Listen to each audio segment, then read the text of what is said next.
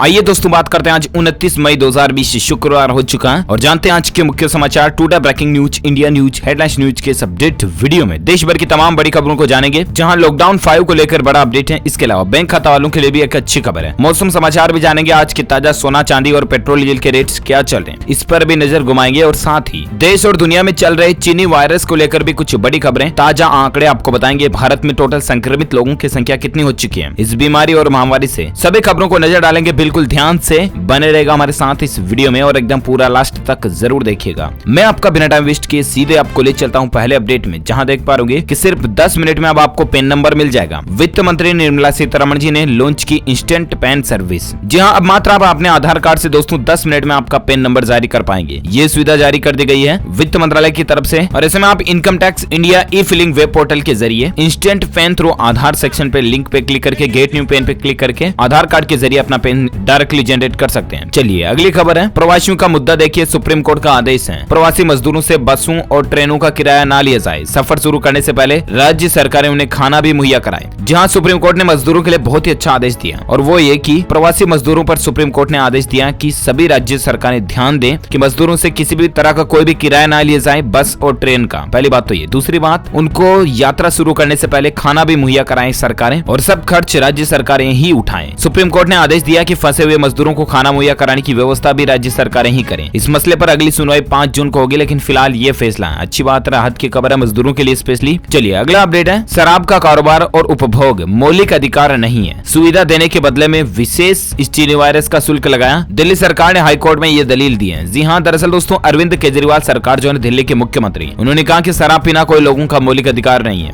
दिल्ली में जो शराब की महंगी हुई उस पर हाईकोर्ट में मामला चल रहा है और उसी के मसले पर दिल्ली सरकार ने हाईकोर्ट में बोलते हुए ये बात बताई है। चलिए अगली खबर है, अब इस सरकारी बैंक ने घटाई ब्याज दरें। घर या कार खरीदना बेहद आसान होगा। जी हाँ, आपको बता दें यूको बैंक से अगर आपने लोन लिया हुआ ना तो आपके लिए अच्छी राहत की खबर है। दरअसल यूको बैंक ने लोन रेटों में कटौती की है और ऐसे में यूको बैंक के जरिए अगर आपने car loan, home loan, business loan वगैरह किसी भी तरह का लोन लिया हुआ ना तो 0.40% तक की कटौती हुई है। उसके बाद अब लोन रेट 6.90% हो चुकी है। चलिए अगली खबर है कि पीएम मोदी की दिलचस्पी लाई रंग। पीपीई किट में शून्य से शिखर की ओर भारत बढ़ा है। जी हाँ दोस्तों, सभी भारतीयों के लिए भारत के लिए बड़े ही गौरव की बात है। दरअसल आपको पता होगा भारत के माननीय प्रधानमंत्री नरेंद्र मोदी जी ने भारत को आत्मनिर्भर बनाने की ओर अग्रसर की एक पहल शुरू की है, यानी कि हम स्वदेशी चीजों का इस्तेमाल करें। चीनी आइटम या दूसरे बाहर के दूसरे देशों के जो आइटम है उनको कम यूज करें ताकि देश आत्मनिर्भर बने। और इसी बीच एक अच्छी खबर यह आई कि अब दोस्तों देश में रोजाना 5 लाख पीपीई किट बनने लगे हैं और ऐसे में वो दिन अब दूर नहीं कि जब भारत खुद विदेशों में पीपीई किट को एक्सपोर्ट कर सकेगा। अप्रैल एक्सपोर्ट प्रमोशन काउंसिल को यह उम्मीद है कि सरकार घरेलू जरूरत पूरा होते ही एक्सपोर्ट की इजाजत भी दे देगी और ऐसे में पीपीई किट में पीएम मोदी की दिलचस्पी भी रंग लाई है। पीपीई किट को लेकर भारत आत्मनिर्भर होने में कामयाब रहा है। अब भारत में रोजाना 5 लाख से ज्यादा पीपीई किट बन रही है। 600 से भी ज्यादा कंपनियां पीपीई किट बनाने में जुटी हैं। तो दोस्तों ये सभी हम हिंदुस्तानियों के लिए बड़े ही गौरव की बात है कि भारत धीरे धीरे कैसे एक एक करके आत्मनिर्भरता की ओर आगे बढ़ रहा है। अगर आप एक सच्चे इंडियन से हिंदुस्तानी होने के नाते दिल से इस वीडियो पर एक लाइक तो बनता है। अभी का भी लाइक कर दीजिए फटाफट से और कमेंट बॉक्स में जय हिंद जय भारत जरूर लिखना। चलिए अपन आगे बढ़ते हैं अगले अपडेट में, जहां बड़ी खबर आप देख पा रहे होंगे कि चीनी वायरस से जंग में भारत को एक और बड़ी कामयाबी मिली है। वैक्सीन बनाने में जुटे हैं देश के 30 ग्रुप और तैयार किए 3 तरह के टेस्ट। जी हाँ, ये भी एक भारत के लिए गौरव की बात और अच्छी बात भी है। दरअसल चीनी वायरस के खिलाफ वैक्सीन तैयार करने में दुनिया भर के वैज्ञानिक जुट गए हैं। भारत में भी बड़े पैमाने पर वैक्सीन के लगातार ट्रायल चल रहे हैं और इस बीच भारत को अब बड़ी कामयाबी भी हाथ लगी है क्योंकि भारत में इस वायरस के 3 टेस्ट तैयार हो चुके हैं। एक अन्य टेस्ट भी करीब तैयार हो चुका है। भारत के वरिष्ठ वैज्ञानिक सलाहकार प्रोफेसर के विजय राघवान के अनुसार देश में 30 ऐसे ग्रुप हैं जो इस बीमारी महामारी के लिए वैक्सीन तैयार करने में जुटे हुए हैं और दोस्तों वो जो 3-4 वैक्सीन तैयार हो चुके हैं उनका ट्रायल चल रहा है, टेस्टिंग चल रही है। देखते हैं अब उनके नतीजे क्या आते हैं, मैं आपको बताऊंगा जरूर डीएलएस न्यूज के ऊपर अपडेट में। फिलहाल अगली खबर है, स्टूडेंट्स के लिए अच्छी खबर है, छात्र छात्राओं के लिए। एम्स दिल्ली के अंदर रिसर्च ऑफिसर एवं लेबोरेटरी टेक्नीशियन पदों की वैकेंसी के लिए भर्ती निकली है। अखिल भारतीय आयुर्विज्ञान संस्थान एम्स के अंदर है ना। ये पोस्ट की डिटेल और आखिरी तारीख है इसकी 10 जून 2020, तब तक आप अप्लाई कर सकते हैं। जानकारी आप देख सकते हैं, ऑफिशियल वेबसाइट है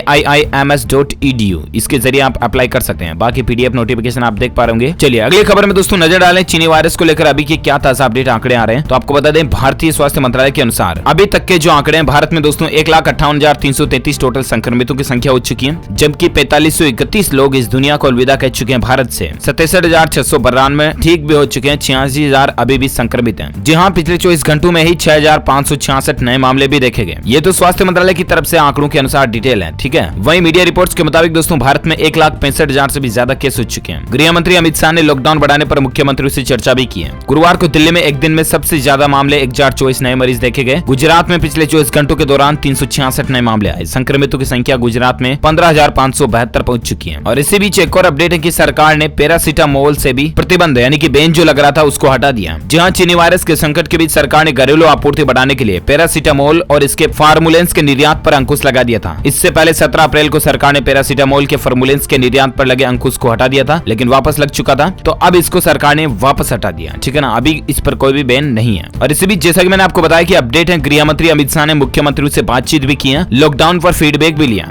और किस तरह से लॉकडाउन 4 के बाद क्या लॉकडाउन 5 को बढ़ाने की जरूरत है, इस पर गृह मंत्री अमित शाह ने बातचीत की मुख्यमंत्रियों से और चर्चा भी की। 31 मई के बाद लॉकडाउन बढ़ाने पर विचार चल रहा। लॉकडाउन का 5वां चरण अगर लागू होता है तो किन राज्यों के लिए लागू होगा और कितनी स्ट्रिक्ट यानी कि कठोर नियम कानून कायदों से लॉकडाउन 5 का पालन आपको करना पड़ेगा। सारी जानकारियां मैं आपको जरूर बताऊंगा DLS न्यूज के ऊपर कि क्या 31 मई के बाद 15 जून तक लॉकडाउन लगता है या फिर आगे 30 जून तक लगता है, एक महीने तक। लॉकडाउन 5 जो होगा वो बिल्कुल पूरी तरह से अलग हो सकता अगर आता है तो। कुल मिलाकर के prime minister of India Narendra Modi government की तरफ से लॉकडाउन 5 को लेकर जब भी कोई भी अपडेट आएगा मैं आपको DLS न्यूज के ऊपर सबसे पहले बताऊंगा। इसके लिए आप हमसे जुड़े रहेगा और इस चैनल को सब्सक्राइब करके बेल आइकन दबाए रखिएगा ताकि रोजाना की काम की खबरों के ताजा अपडेट्स तुरंत आपके मोबाइल पर सबसे पहले आपको मिलते रहेंगे। चलिए फिलहाल बात करते हैं अपन अगले खबरें में। मौसम समाचार को लेकर बड़ी खबर देख पा रहे कि 1 जून से केरल में दस्तक दे सकता है दक्षिण पश्चिम मानसून। जहां पृथ्वी विज्ञान मंत्रालय के मुताबिक दक्षिण पूर्व और उससे सटे हुए पूर्वी मध्य अरब सागर के ऊपर 31 मई से 4 जून के दौरान एक कम दबाव वाला क्षेत्र बनने की संभावना और इससे संभावना जताई जा रही है कि केरल में दक्षिण पश्चिम मानसून की शुरुआत 1 जून से हो सकती है। वहीं भारतीय मौसम विभाग का यह कहना है कि केरल में 1 जून से दक्षिण पश्चिम मानसून की शुरुआत के लिए परिस्थितियां अच्छी भी बन रही है। और इसी बीच मौसम को लेकर और एक खबर है कि अमेरिका में तूफान का कहर आया हुआ है। अभी भारी बारिश से जनजीवन प्रभावित है। जिस तरह से दोस्तों भारत में एम्फान तूफान का हाल ही में प्रकोप आया था ना, उसी तरह से अमेरिका में भी अभी तूफान चल रहा है। ये कुछ देख सकते हैं आप तस्वीरों में। और इसी बीच दोस्तों 1 जून को भारत में मानसून दस्तक दे सकता है क्योंकि अब पूरी अर्थव्यवस्था इसी पर टिकी हुई है। किसानों को अगर मानसून अच्छा रहा तो फसलें अच्छी पैदावार होगी और इससे पूरा मार्केट खुला खुला रहेगा थोड़ा, और अर्थव्यवस्था पर भी इसका अच्छा प्रभाव पड़ेगा क्योंकि गन्ना, चावल, मक्का, कपास, सोयाबीन जैसी फसलों को उगाने के लिए वार्षिक जून सितंबर की बारिश पर निर्भर करता है सारा मामला, है ना। तो इससे किसानों को भी राहत मिलेगी। और इसी बीच अगले 24 घंटों के मौसम पूर्वानुमान की अगर बात करें ना दोस्तों, तो आज 29 मई 2020 का संपूर्ण भारत का मौसम पूर्वानुमान जो निकल कर आ रहा, उसके अनुसार आगामी 24 घंटों के दौरान पूर्वोत्तर भारत में असम, मेघालय और अरुणाचल प्रदेश में बारिश की गतिविधियां कुछ हद तक कम हो जाएंगी, लेकिन मणिपुर, मिजोरम और त्रिपुरा में बारिश बढ़ेगी। साथ ही पश्चिम बंगाल में, बिहार के कई हिस्सों और झारखंड के पूर्वी हिस्सों में बारिश की गतिविधियां संभावना है। इसके अलावा उत्तरी पंजाब, हरियाणा, पश्चिम उत्तर प्रदेश और दिल्ली में कुछ जगहों पर धूल भरी आंधी चलने की भी संभावना है। साथ ही हरियाणा, दिल्ली, दक्षिण पश्चिम उत्तर प्रदेश और उत्तरी राजस्थान के कुछ हिस्सों में भीषण गर्मी जारी रहेगी। इसके अलावा केरल, दक्षिण आंतरिक कर्नाटक और तमिलनाडु के कुछ हिस्सों में प्री मानसून बारिश होने की भी संभावना। तो ये तो रहे आज के ताजा मौसम समाचार। अब नजर डालते हैं देश दुनिया की कुछ और बड़ी खबरों पर, जहां सबसे पहले जानते हैं आज के ताजा सोना चांदी के भाव क्या चल रहे हैं। तो सोने की कीमत 4 रुपए बढ़कर 46,535 रुपए प्रति 10 ग्राम पहुंच चुकी है। चांदी को लेकर कोई अपडेट नहीं है, जानकारी आप देख सकते हैं। चलिए अगली खबर है कि चीन के खिलाफ अमेरिका ने एक और बड़ा कदम उठाया और अब टकराव बढ़ सकता है चीन अमेरिका के बीच। जी हां, आपको बता दें अमेरिकी विदेश मंत्री माइक पोम्पियो ने कांग्रेस को बताया कि हांगकांग को जिस आधार पर अमेरिकी कानून के तहत विशेष सुविधा मिली थी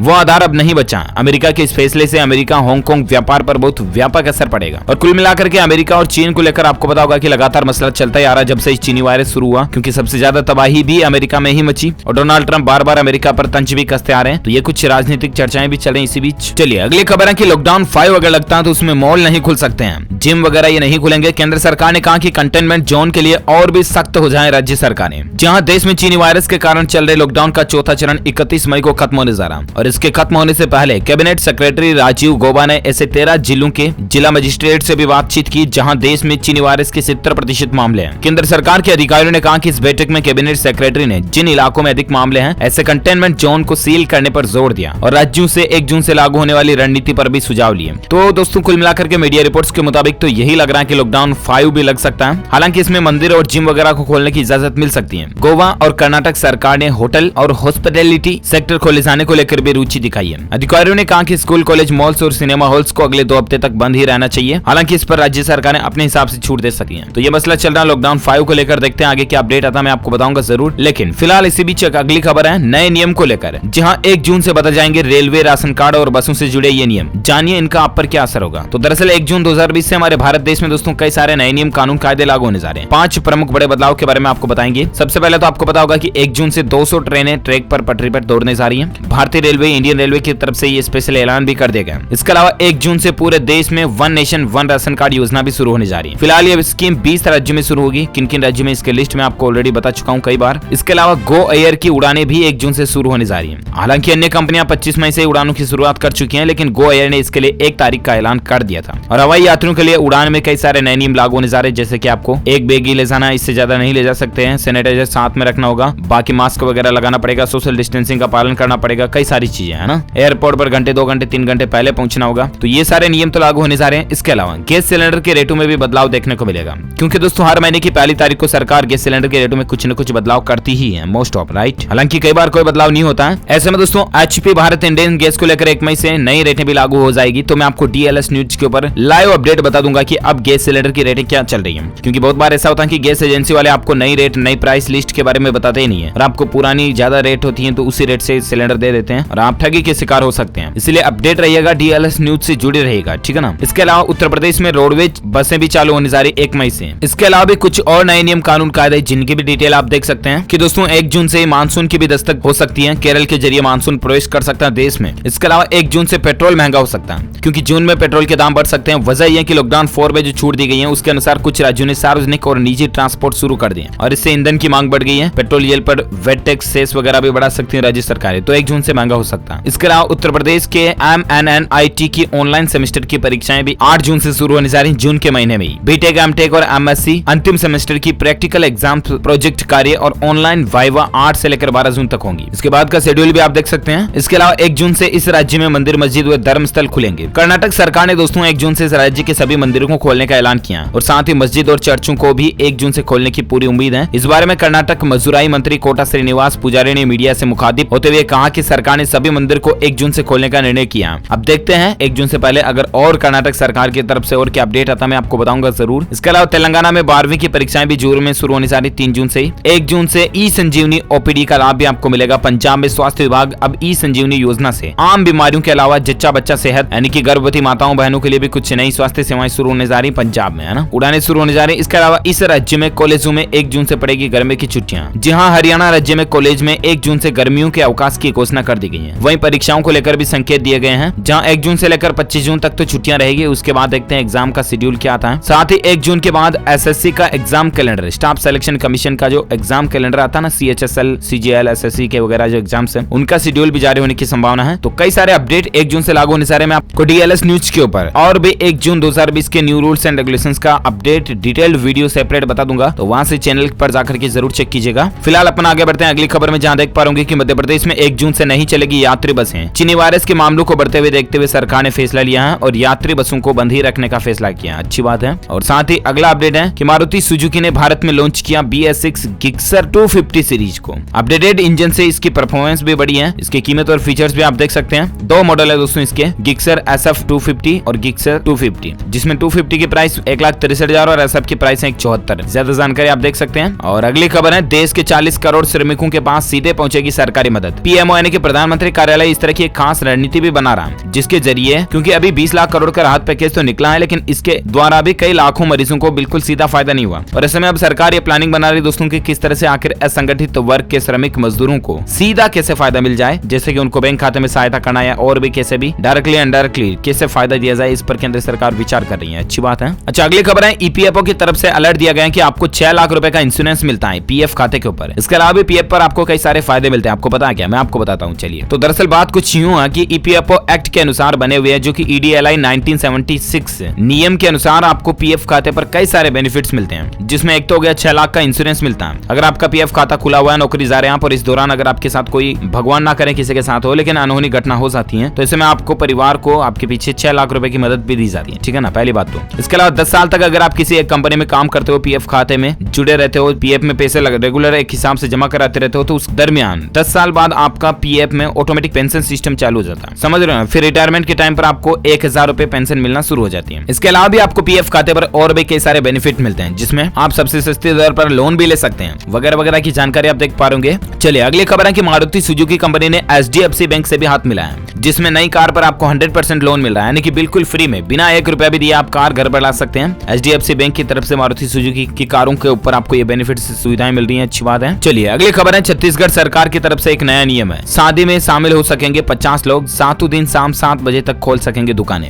जहां छत्तीसगढ़ राज्य सरकार ने राज्य में आर्थिक गतिविधियों को वापस पटरी पर लाने के लिए कई महत्वपूर्ण निर्णय लिए, जिसमें प्रशासन ने फैसला लिया दोस्तों कि अब आगामी शनिवार और रविवार को रायपुर शहर में पूर्ण लॉकडाउन लागू नहीं रहेगा। इस दिन बाजार खुल सकेंगे और लोग बाहर भी निकल सकेंगे। इसके बाद अब पूरे हफ्ते में 7 दिन आर्थिक गतिविधियां भी जारी रहेंगी, तो यह राहत की बात है। और अगली खबर है कि 5 रुपए प्रति लीटर तक पेट्रोल महंगा हो सकता है। पेट्रोल डीजल की रेटें बढ़ सकती हैं जून के अंदर। पता है क्यों? क्योंकि ऑयल मार्केटिंग कंपनियां जो है पेट्रोल डीजल के भाव बढ़ा सकती हैं। लॉकडाउन की वजह से कई काम धंधे पिट चुके हैं और ऐसे में लॉकडाउन अब जूं खुल रहा है, पेट्रोल डीजल की खपत यानी मांग भी बढ़ रही है और ऐसे में उम्मीद है कि पेट्रोल डीजल सस्ता होने की बजाय 5 रुपए और महंगा हो सकता है। चलिए साथ ही अगली खबर है कि कर्नाटक राज्य ने इन 5 राज्यों से आने वाले विमान, ट्रेनों और वाहनों पर रोक लगा दी है। जी हां, दरअसल कर्नाटक ने दोस्तों महाराष्ट्र, गुजरात, मध्य प्रदेश, राजस्थान और तमिलनाडु से किसी भी तरह की उड़ान, ट्रेन और वाहन सेवाओं पर रोक लगा दी है। एक तरह से देखा जाए तो कर्नाटक ऐसा करने वाला देश का पहला राज्य है जो दूसरे राज्यों से आने वाले ट्रेनों, उड़ानों और वाहनों को रोक लगाने का फैसला लिया है। अच्छी बात है, क्योंकि बाहर से मजदूर आते हैं ना, उसमें भी आजकल कई सारे चीनी वायरस के संक्रमण के मामले बढ़ रहे हैं और इन्हीं को ध्यान में रखते हुए कर्नाटक सरकार ने अच्छा फैसला लिया। चलिए अगली खबर है कि माइक्रोसॉफ्ट कंपनी भी जियो प्लेटफॉर्म में $2 अरब का निवेश कर सकती है। जी हाँ, आपको पता होगा हाल ही में रिलायंस जियो में काफी इन्वेस्टर्स भी जुड़े और उसके बाद माइक्रोसॉफ्ट भी $2 अरब का निवेश करने का प्लान बना रही। देखते हैं आगे क्या अपडेट आते हैं, मैं आपको बताता रहूंगा। फिलहाल अगली खबर है कि पुलवामा जैसी घटनाओं की साजिश नाकाम, अजीत डोभाल ने पीएम नरेंद्र मोदी को दी जानकारी। जहां जम्मू कश्मीर के पुलवामा में जो घटना हुई थी दोस्तों, उसको सुरक्षा बलों ने नाकाम कर दिया। पुलवामा की घटना के बारे में पीएम नरेंद्र मोदी को जानकारी दी गई है। ये जानकारी एनएसए अजीत डोभाल ने पीएम मोदी तक पहुंचाई है। अच्छी बात है, भारत की सेना के लिए और हम सभी भारतीयों के लिए भी गौरव की बात है। चलिए अगली खबर है एचआरडी मिनिस्टर की तरफ से अपडेट है कि कॉलेज के विद्यार्थियों को भी मिलेगा प्रमोशन। एचआरडी मंत्री का एक बड़ा ऐलान किया गया। जहां चीनी वायरस महामारी और लॉकडाउन की मौजूदा स्थिति को देखते हुए मानव संसाधन विकास मंत्रालय ने कॉलेज जाने वाले विद्यार्थियों के लिए एक बड़ा फैसला लिया। दरअसल केंद्रीय मंत्री डॉक्टर रमेश पोखरियाल निशंक ने घोषणा कर दी है दोस्तों की फाइनल ईयर या अंतिम सेमेस्टर के विद्यार्थियों की परीक्षाएं जुलाई में आयोजित की जाएंगी, जैसा कि यूजीसी ने घोषणा की है। यदि कुछ जगहों पर स्थिति में सुधार नहीं होता तो ये परीक्षाएं बाद में आयोजित की जाएंगी, बाकी ऐसा कुछ मसला चल रहा है। और इसी बीच अगला एक रिपोर्ट रिसर्च सर्वे एनालिसिस देखिए कि 55 साल या उससे ज्यादा उम्र वाले लोगों की नौकरी पर इसका ज्यादा खतरा लग रहा है। हालांकि आप सब मिलकर आराम से काम करते रहेगा, नो टेंशन रहेगा, लेकिन इस तरह की रिसर्च सर्वे एनालिसिस जो आ रही है वो 55 साल से ज्यादा लोगों के लिए, ठीक है ना। और अगली खबर है मध्य प्रदेश को लेकर 31 मई के बाद भी एमपी में संक्रमित क्षेत्रों में नहीं मिलेगी छूट, किसी भी तरह की छूट नहीं दी जाएगी। एज लॉकडाउन 5 ही लागू रहेगा, तो अच्छी बात है ना। ओके दोस्तों, तो इसी कड़ी में ये आज की बड़ी खबरें, मुख्य समाचार, today breaking news, India news, headlines news का अपडेट वीडियो फिनिश होता है। आप मुझे नीचे कमेंट करके बताना जरूर दोस्तों की ऐसा कौन सा पर्यटन स्थल है भारत में जो रात के समय चमकता है। जो लोग इसका सही जवाब इस वीडियो के नीचे कमेंट बॉक्स में देंगे ना, वो रैंडमली पिक किए जाएंगे हमारी डीएलएस न्यूज टीम की तरफ से और आप जीत सकते हैं एक शानदार सरप्राइज गिफ्ट जो कि गिव अवे के रूप में आप तक पहुंचा दिया जाएगा। और साथ ही अगर आपको ये वीडियो अच्छा लगा तो दिल से इसे लाइक करना और साथ ही शेयर भी करना अपने दोस्तों के साथ फेसबुक और व्हाट्सएप पर। ओके, वीडियो को लाइक शेयर करके चैनल को सब्सक्राइब कर दीजिए, कुल मिलाकर के सिंपल। ओके, मिलते हैं अगले नेक्स्ट ब्रेकिंग न्यूज अपडेट के वीडियो में, तब तक के लिए thank you, take care, good bye, जय हिंद, जय भारत, वंदे मातरम।